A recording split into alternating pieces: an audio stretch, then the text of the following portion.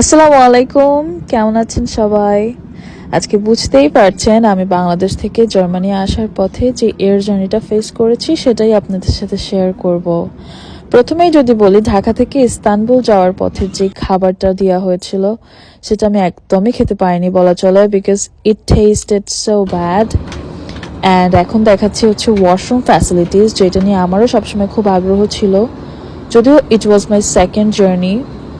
তবুও রেকর্ডিংটা আসলে ভ্লগে দেওয়ার জন্যই করা। সো এই হচ্ছে স্যানিটারিজ জিনিসপত্র, অ্যান্ড এই নীল বাটন দিয়ে আসলে নর্মাল ওয়াটার আসে, আর ওই রেড বাটনটা দিয়ে ওয়ার্ম ওয়াটার পাওয়া যায়।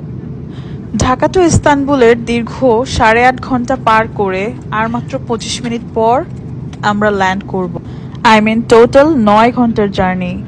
অ্যান্ড ফাইনালি এতক্ষণ বসে থেকে নামতে পারবো, খুব ভালো লাগছিল। অ্যান্ড ওয়েলকাম টু ইস্তানবুল, তুর্কি। এটা হচ্ছে এয়ারপোর্টের ভিউ। প্লেন থেকে বের হয়ে এয়ারপোর্টের এই দৃশ্যটা দেখা যায়।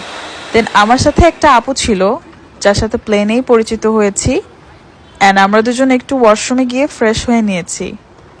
অ্যান্ড এয়ারপোর্টে বের হয়ে বার্গার কিং, পপায়াস, স্টারবাকস দেখতে পেলাম। অ্যান্ড আমরা একটু খেয়েও নিয়েছি হালকা, বিকজ ব্রেকফাস্টটা খুব খারাপ ছিল।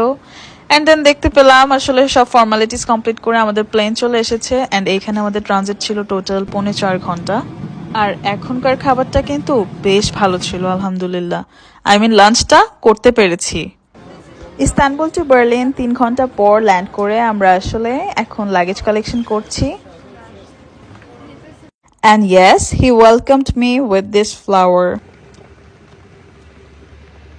And এইটা হচ্ছে বার্লিন থেকে এলাকায় আসার পর ট্রেন স্টেশন। ট্রেন থেকে নেমে আমরা দুজন দুইটা লাগেজ হাতে নিয়ে বাসার দিকে যাচ্ছি।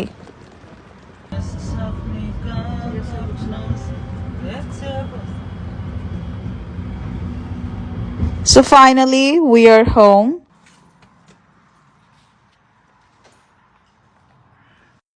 So now I am done with sharing my air journey with you guys. ভালো থাকবেন সবাই। আসসালামু আলাইকুম।